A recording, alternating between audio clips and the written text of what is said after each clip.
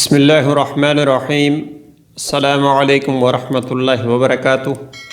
صدیم Islamic وظائف میں خوش آمدید میرے ساتھیوں۔ آج کے پروگرام میں ایک خاص وظیفہ آپ کی خدمت میں گوش گزار کرنا ہے۔ یہ وظیفہ آیت الکرسی کا وظیفہ ہے اور بہت ہی پاورفل وظیفہ ہے۔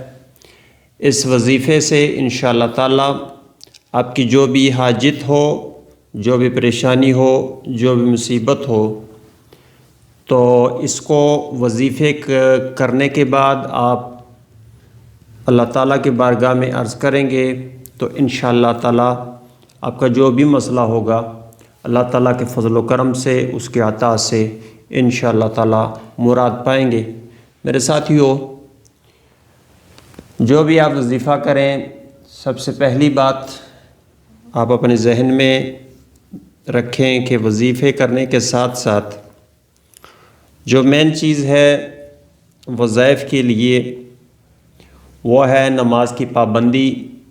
تو جو شخص بھی نماز کی پابندی کرے گا تو اس کے وظائف میں لازماً اثر ہوگا، اور اس کے علاوہ جو شخص بھی زیادہ وقت باوضو رہنے کی کوشش کرے گا تو اس کا وظیفہ بھی بہت کارگر ہوگا، چاہے اپنے لیے کرے چاہے کسی کے لیے کرے۔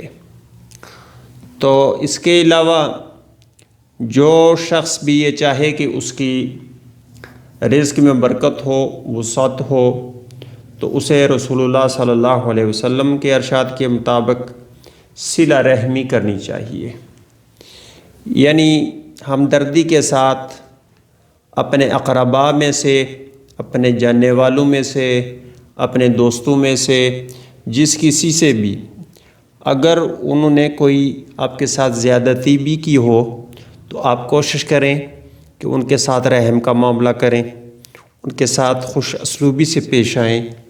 چاہے وہ آپ کے ساتھ زیادتی کر رہے ہوں تو آپ اللہ کی رضا کے لیے اگر صلہ رحمی کریں گے تو یہ صلہ رحمی کرنا آپ کے لیے برکت کا باعث ہوگا۔ رسول اللہ صلی اللہ علیہ وسلم کی حدیث کے مطابق آپ صلی اللہ علیہ وسلم نے ارشاد فرمایا، جو کوئی یہ چاہے کہ اس کے رزق میں برکت دی جائے، جو کوئی یہ چاہے کہ اس کا رزق بہت زیادہ ہو، تو اسے چاہیے کہ صلہ رحمی کا معاملہ کرے، ہر کسی کے ساتھ اچھے سلیقے سے، اچھے طریقے سے پیش آئے۔ اس کے علاوہ میرے دوستو، جو کوئی شخص یہ چاہتا ہے کہ اس کے رزق میں برکت ٹھہری رہے، برکت جاری رہے، تو اسے چاہیے استغفار کی کثرت کرے، یعنی ہمیشہ اپنے گناہوں پہ نادم رہے، اللہ تعالیٰ کی بارگاہ میں اس سے بخشش کی طلب کرتا رہے۔ استغفر اللہ ربی من کل ذنب واتوب الیہ، یا اس کے علاوہ اگر وہ مختصراً پڑھنا چاہتا ہے تو استغفر اللہ، اور دل میں یہ خیال کرے کہ میرے گناہ بہت زیادہ ہیں، میں تیری بارگاہ میں ان گناہوں کی بخشش چاہتا ہوں۔ آج کے وظیفے کو آپ اپنے پاس نوٹ کر لیجئے۔ آج کا وظیفہ سب سے پہلے آپ نے درود شریف 11 مرتبہ پڑھنا ہے، درود ابراہیمی ہو زیادہ بہتر ہے۔ اس کے علاوہ آپ نے آیت الکرسی کو 70 مرتبہ ادا کرنا ہے، اور آخر میں آپ نے 11 مرتبہ پھر درود ابراہیمی پڑھنا ہے، اس کے بعد آپ نے دعا کرنی ہے۔ تو میرے ساتھیوں، یقیناً آپ نے یہ بات اپنے ذہن میں بٹھا لی ہوگی کہ 11 مرتبہ شروع میں اور آخر میں درود ابراہیمی، اور درمیان میں آپ نے 70 مرتبہ آیت الکرسی کو پڑھنا ہے، اور یہ آپ نے عشاء کے بعد اس عمل کو کرنا ہے، اور متواتر آپ نے 7 دن اس کا عمل کرنا ہے، اور 7 روز ہی آپ نے اس کا عمل کر کے دعا مانگنی ہے۔ تو انشاءاللہ تعالیٰ جو بھی آپ کے مسائل ہوں گے، جو بھی آپ کی پریشانی ہوں گی، انشاءاللہ تعالیٰ آیت الکرسی کے فضل و کرم کی وجہ سے، اس کے برکات کی وجہ سے، اللہ تعالیٰ کے خاص الخاص اس میں آیات کا ذکر ہونے کی وجہ سے انشاءاللہ تعالیٰ آپ کی پریشانیاں ختم ہوں گی۔